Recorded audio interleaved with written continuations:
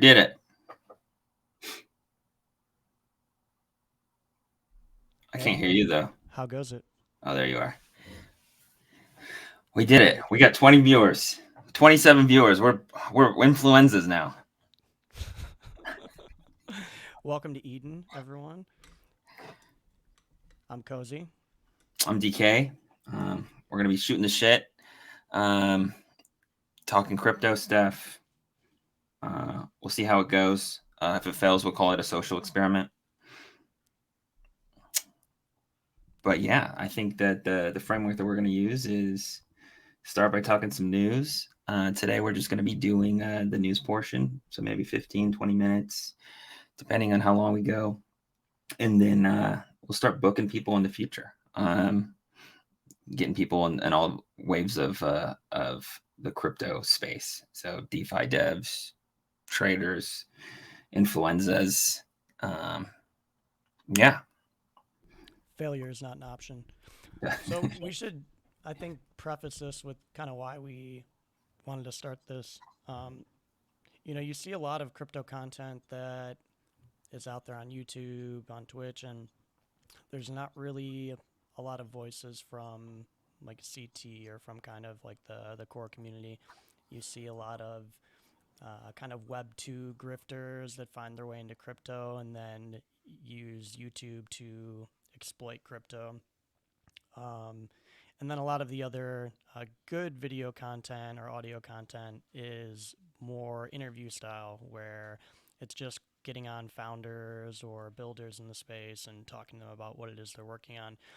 But there aren't a lot of people that are covering the news daily and kind of what's happening on what's happening on chain, what people are into, and kind of following the attention waves and attention gravity. And so we wanted to start something daily. We'll be doing this Monday through Friday, just kind of touching on macro news, as DK said, things happening on chain, other fun things we hear about.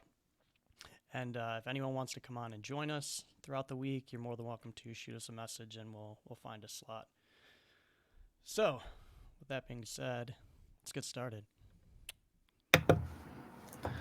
Alrighty. So it's been 2 weeks, I think now, since Base has launched, and so wanted to do a little bit of a recap. Now, obviously, FriendTech is the major winner in the Base space right now, but looking at some stats, we saw that Coinbase was hitting roughly 16 transactions per second, or excuse me, Base was hitting 16 transactions per second, which is more than Ethereum was doing. And considering that it's Base is currently sitting around 240 million in TVL, Ethereum's at 22 billion. It's an interesting take. I mean, I had thought that was going to most likely be a as they say, on-chain summer. Have you been using Base? Tell us about different stuff that you've been doing on Base, Cozy. Now just FriendTech, but yeah, when I first bridged over, I was playing around with a lot of the shitcoins, Bald, Toshi, Velocimeter, or something like that. But now, just keys. Sorry, just a lonely key farmer,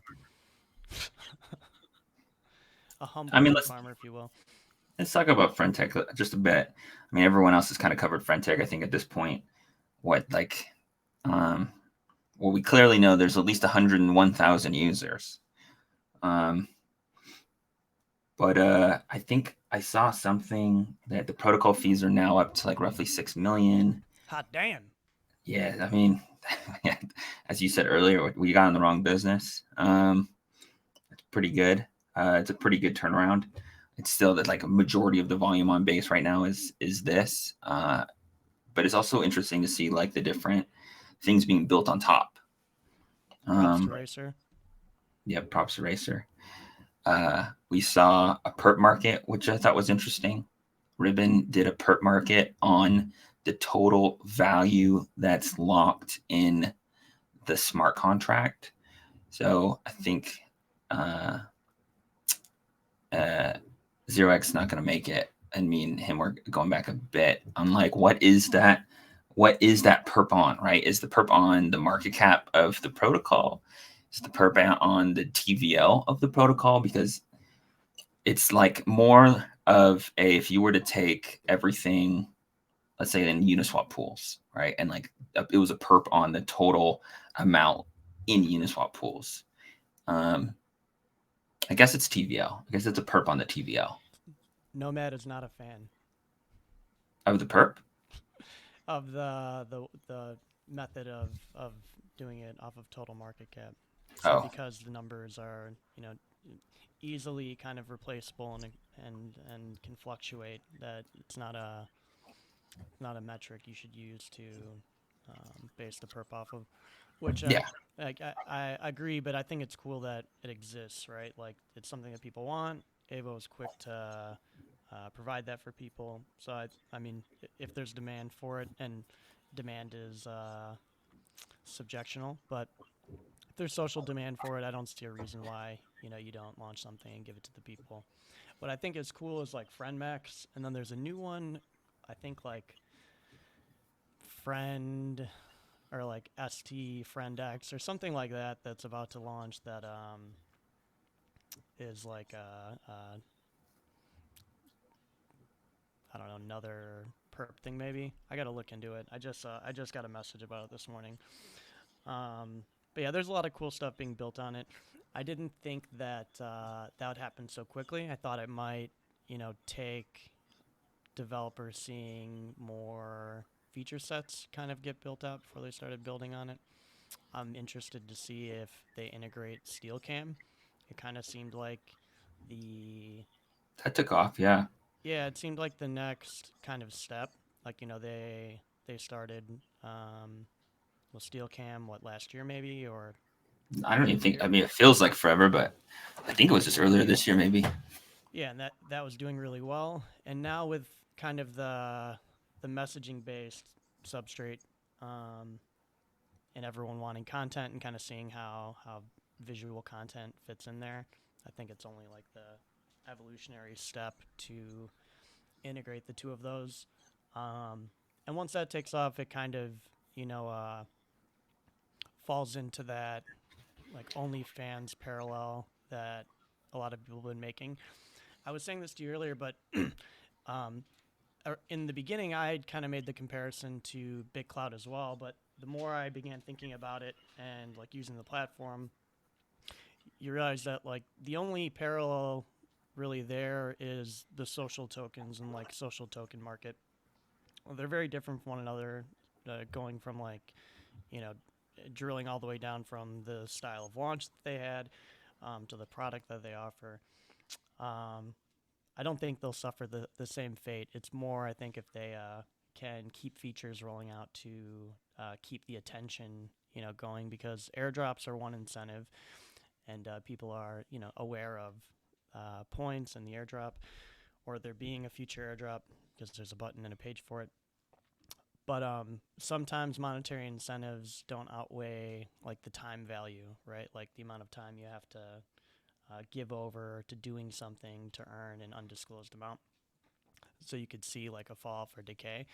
But if you continue to like buffer that decay with feature releases, then you're able to maintain kind of your level of attention gravity, um, and pull in more of the masses.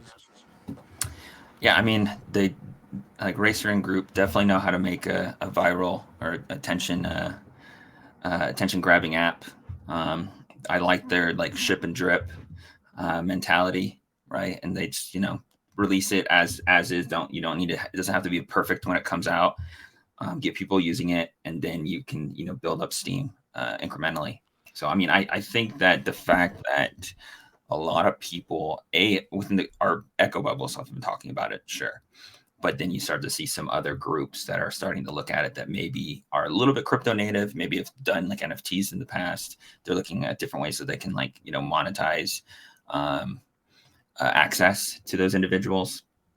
They've already Uh, started to. Like you've seen FaZe Banks, yeah, yeah, that's what I'm alluding to. yeah, Yeah. putting it. You've seen some of the OF girls and kind of like e girls, starting to cross over. I think there was an NBA player that like set one up. Like you're starting to see this crossover into, I don't want to call it like the Web 2 world, right? But like normal, everyday kind of users who are big on social media, big into marketing, big into digital marketing. Um, yeah, so it's cool to see that it's already kind of breached into that category of users. We're rooting for you, Racer. Um, I hope that it continues to do well and people keep using the app. I think that my best advice would be to just keep building through the FUD and all the noise. Like, um, I got a you're question for you. ask me. So there's been some back and forth on, is the financialization of everything in our space bad? And my perspective is like Web3 natively is the mesh of economics and some other element, right? It's where we, it's where that's kind of spread out, and it's, I mean, it's fundamental to our lives, and now it's kind of fundamental to everything else that we're building in the Web3 space. Now, this is, if this becomes, the Trojan horse, app to bring people in outside of like the traditional speculation space. I don't know, but what are your thoughts on the, like, should we decouple Web3 technology from the financialization of everything, or should we be leaning into it? I think we should lean into it. I don't think that the financialization should happen to everything where there is, centralized bodies of control. That just means that we are a digital version of what already exists. And like I see a lot of that, you know, projects kind of pivot towards, like making trade-offs in decentralization, um, in order to like push a product out quicker, or maybe for a marketing tactic to be able to say that they're doing something that you wouldn't really be able to market if you were using the decentralized services. Um, but I think if like we're going to and we're moving the route where you financialize everything, then quote unquote like Web3 or crypto, is the way that you do that. Okay, all right. Uh, Should Also we on the OP, financialize everything? That's a different question. Like I don't know if yeah, everything should be. I I don't know. There are certain things that I don't think should have prices on them and should be traded on public markets. hmm, Um, that's where the financialization of everything starts to like get into maybe how I feel philosophically about certain things, and where there's conflict in kind of yes, my. you shouldn't put a price on everything. There's Yeah, there's yeah, conflicts like when you there. put a price on Yeah, everything. yeah. There are some things that like I think uh you know have infinite value and we shouldn't be trying to cap. um and I think when you start putting prices on things, like you like add a layer of nefariousness and evil to markets that didn't exist previously, right? And that's where some things get kind of Black Mirror-ish, even like CCP-ish. Um, so it sits strangely with me, but it's like an inner battle, because I believe that if it can be built, it will be built, and as long as it's launched, properly, then who am I to make a fuss about it? But there are things that kind of cross like a moral or ethical line to where then you don't really have a choice but to say something. Fair enough.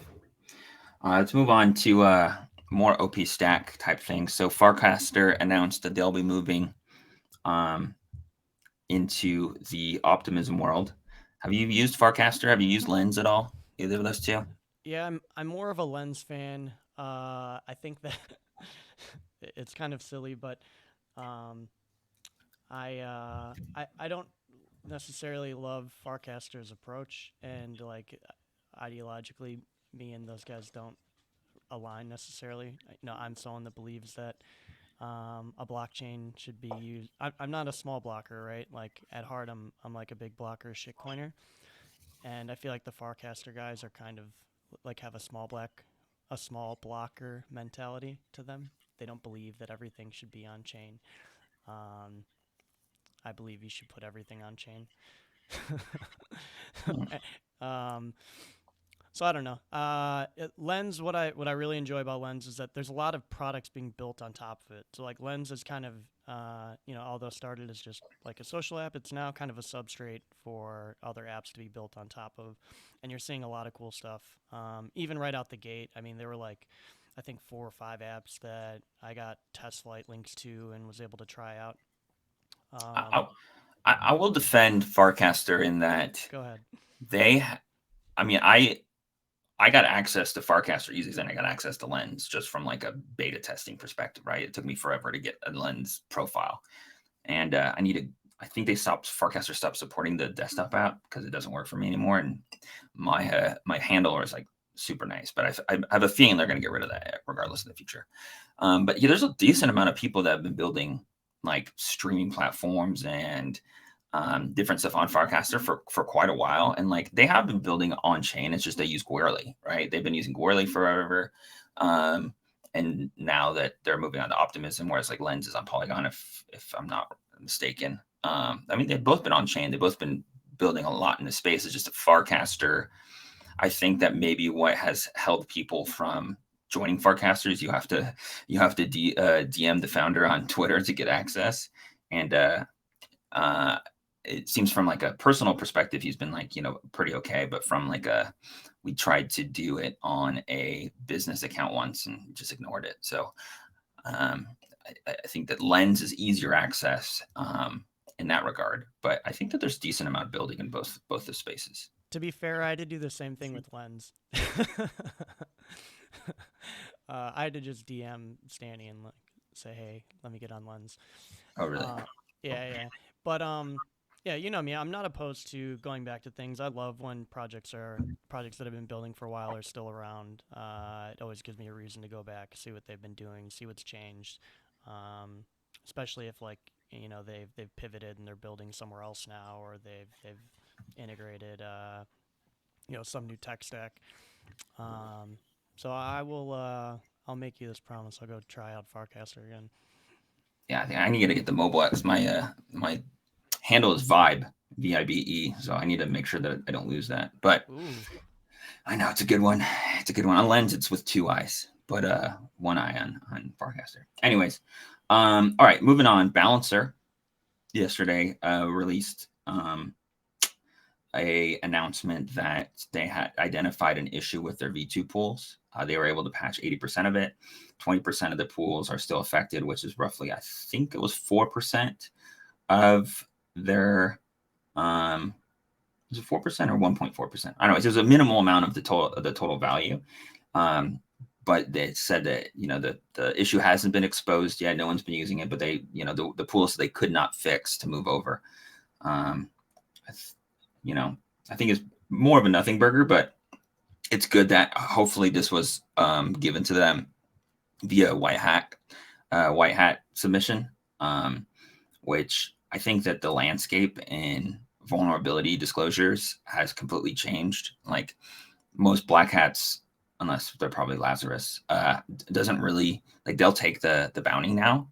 Um, I know that from our perspective, we've gotten 2 criticals, white hat submissions, and it's been fruitful. Like, so if you're a DeFi developer and you don't have a bug bounty up, you need to have one up because you're just, you're exposing yourself by doing this. And don't be afraid to throw some money at it, because I think that the one way to, get the death knell of your protocol is to lose all your users' funds, right? Like there's really no coming back from that if you look at historically. Um, Small shill. We're big fans of Hats Protocol. If you haven't checked them out, you probably should. Allows you to set up your own bug bounties, and they have a nice little network of hackers that will uh, help you find exploits. yeah, and Uh, they're privacy forward like ourselves, so they don't enforce stuff on the developer side. It's all permissionless. I really like their infrastructure too because it's they have PGP between the submitter vulnerability submitter and the actual devs, so that why it's kind of in transit. Whereas some of the other bug bounty programs is like the vulnerability is submitted and then like their entire team can see the vulnerability, right? And that's not how things should be. Anyways, that's why we love them. All right, other news: Binance US can do deposits again.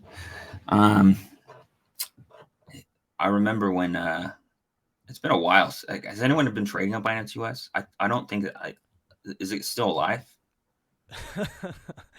I, ne- I never traded on Binance US. Me neither. It was always like pretty liquid compared to other markets. Um, but MoonPay, I in a different lifetime, I did work with them as a partner. They have been just like killing it over the last like 5 years or so. With all the NFT stuff they were doing, they seem to be the gateway for a lot of non-custodial apps for fiat to crypto. Um, I know that back in the day they were using. I don't want to say them. I think that third-party apps, especially mobile, were allowing like Apple Pay, Google Pay, so that you were kind of able to um, it allowed you to not have to resubmit additional KYC because you've already KYC'd with Apple. All your information's there, so you're able to use your registered Apple Pay Apple device. Pay, yeah. I think most of them take Venmo now, Cash App. Yeah, so it was really nice. I want to even say this was like 4.5 years ago or so when that first started popping up. But it made things really convenient. You could do like I think under 5K, maybe less now, but Um, yeah, they seem to have kind of worked their way up from from their days of being software wallet integration for crypto to fiat. Now they're up with the big boys. Also related to Binance, I haven't done any fact checking on this myself, but um, quite a few have reported that um, Binance has been selling Bitcoin to defend the price on Binance BNB. Now, I think I read somewhere that it was potentially some sort of liquidation that they have, or someone has, but someone's been aggressively selling BTC to defend this level. Um, if I was Binance, I probably wouldn't be doing this because it leads into like the FTX type territory. It's like, why are you defending this level? Like, it's because there's a bunch of margin that's locked up that's built on rainbows and and good intentions, but interesting nonetheless. And this has been going on for what, like 2 weeks now almost. There's a rumor going around that they're getting hit with like a $7 to $10 billion fine. I mean, I think they have that like cash on hand. Who knows? Um, all right. Have you messed around with like eigenlayer? Or is it eigenlayer? Eigenlayer? We were just talking about that.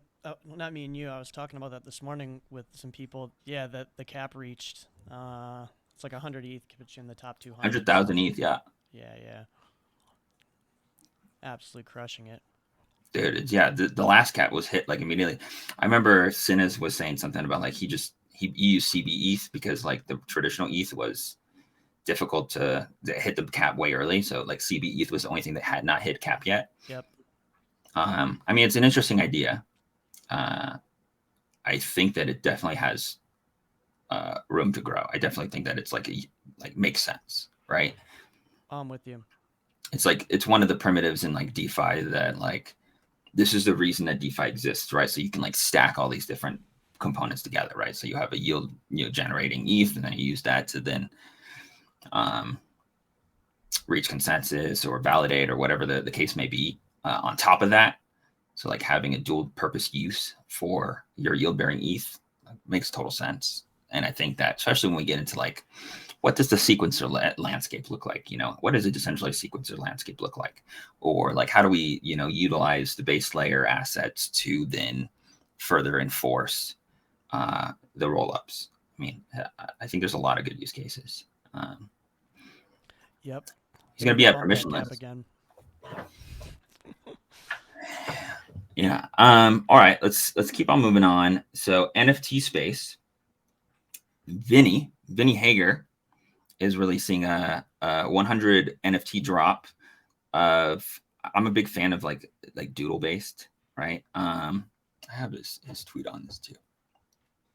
Doodle based NFTs, but he's doing a dual release between physical and what's it?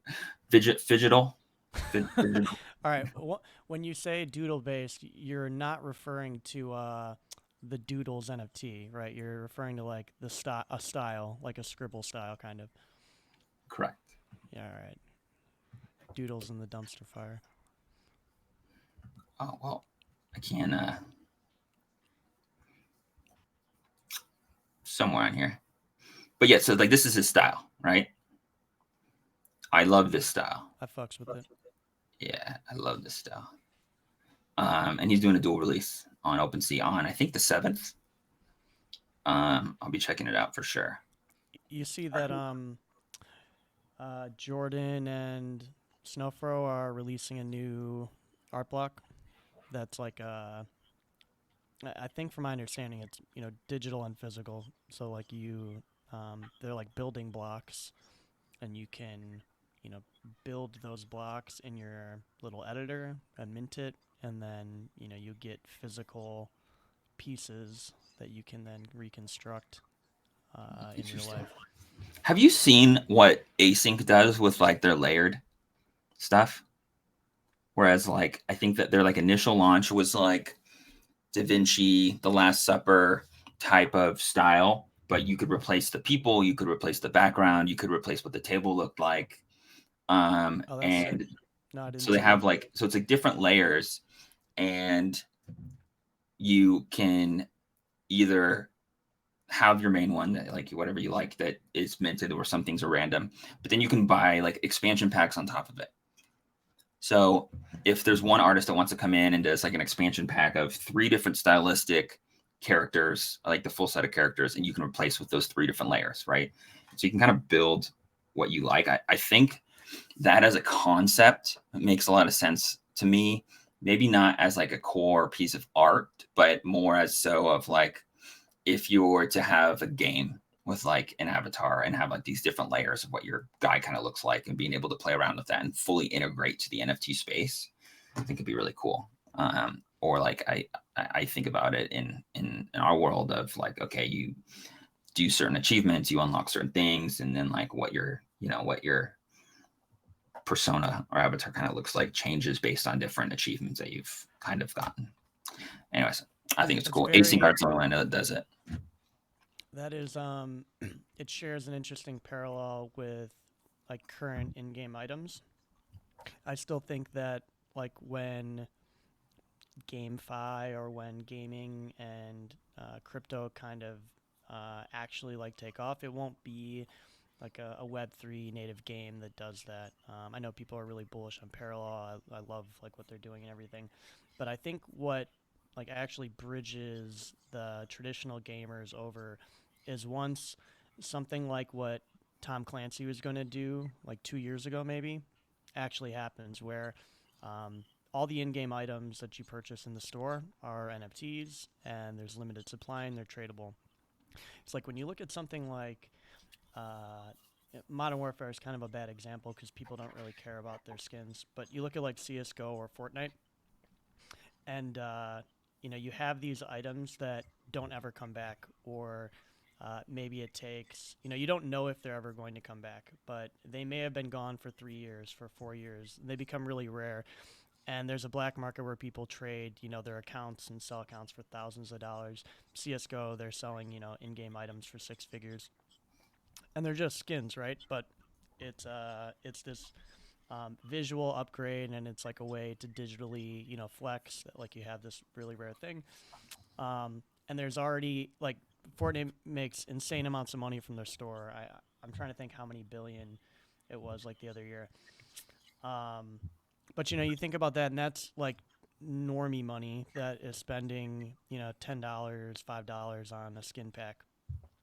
And like with the speculative market that exists and the amount of capital and kind of the um, disillusionment that we have with the price of items, you can imagine the amount of revenue that like Epic or Blizzard or someone like that would make by allowing, uh, for rather than saying like, yeah, it may come back to the store, to just releasing it and saying there's only 1,000 of these or there's only 10,000 of these items, and then allowing them to be traded afterwards. They would make the royalties they would make on that like item would be insane. Like if Renegade Raider were tradable in Fortnite, um, they would be absolutely like killing it. People would be trading that thing like 1,000 times a day. I would say I think I read reports that Rockstar, their next game, I think it might be the next Grand Theft Auto, they had planned, I don't know if they're still planning, but they had planned to do a secondary NFT market for all of their I think I components. heard And that like too.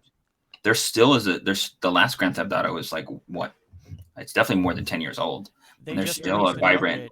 yeah, there's still a vibrant, online community around that game. But that's one way to like really extend the life of a game. I think of like the revenue that you generate from the game instead of doing like, well, I mean, they're constantly doing additional expansions, but Have you followed up on the GTA 6 announcements at all yet? mm-mm. Dude, it sounds so absolutely insane. Like the map is going to be 3 times the size of the current map. It will be constantly like evolving. So like, you'll be in the city and there will be like skyscrapers that are being constructed, and like they will Mm. slowly go up over time and be incorporated into the map. New parts of the map will be being constructed while the gameplay is like happening.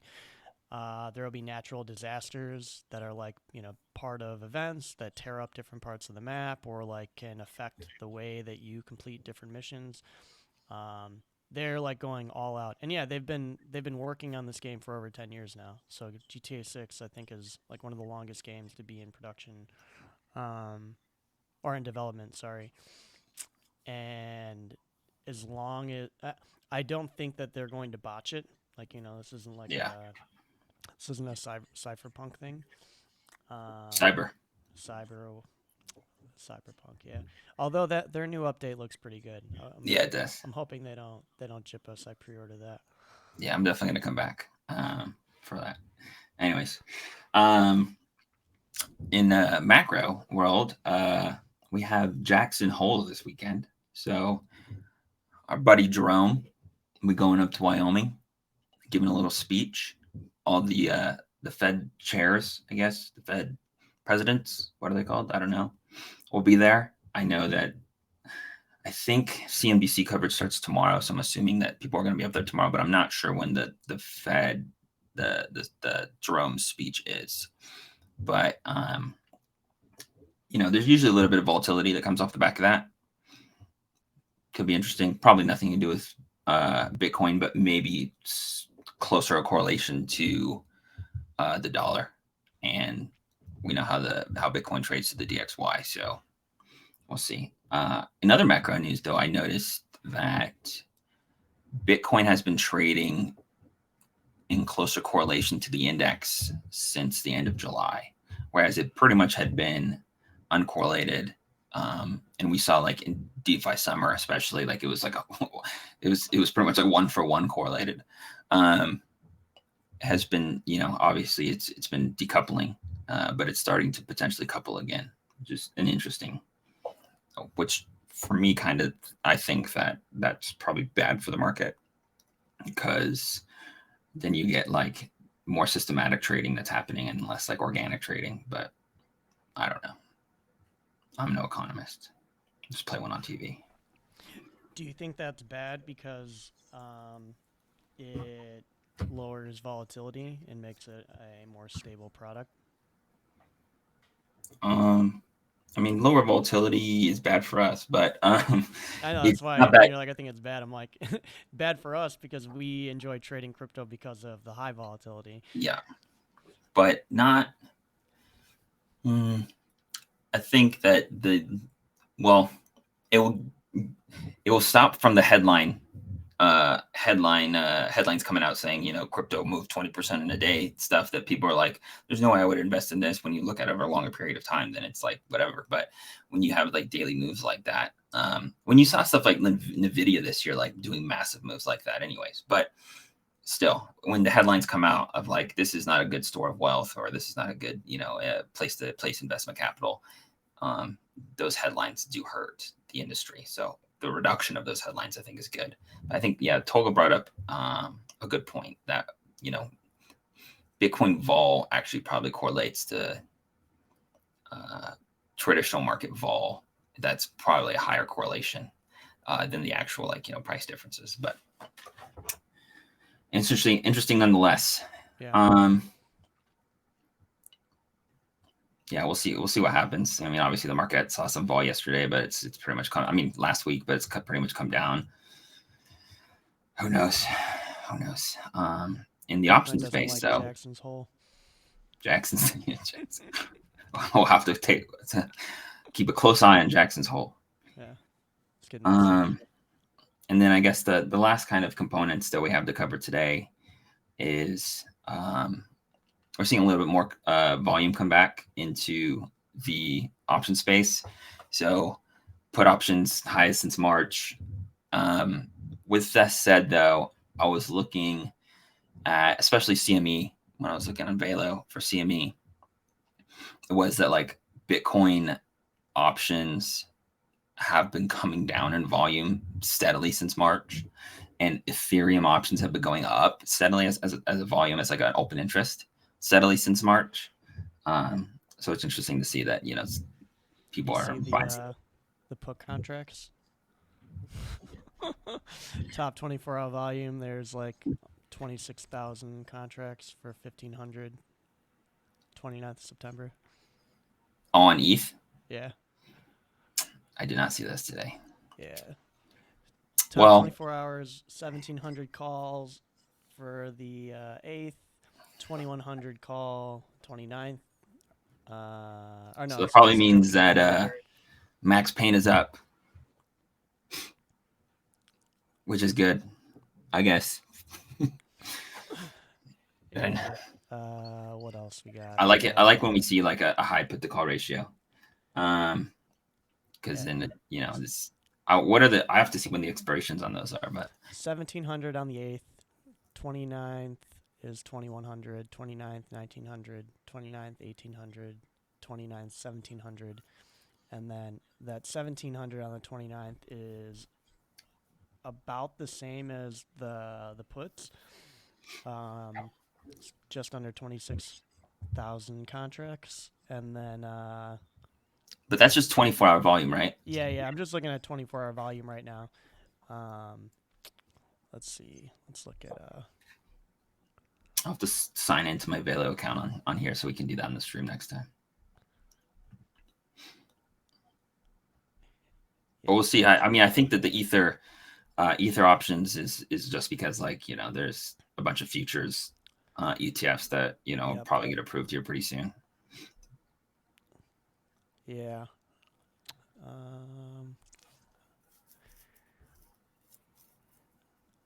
Yeah, I don't know. See. This is looking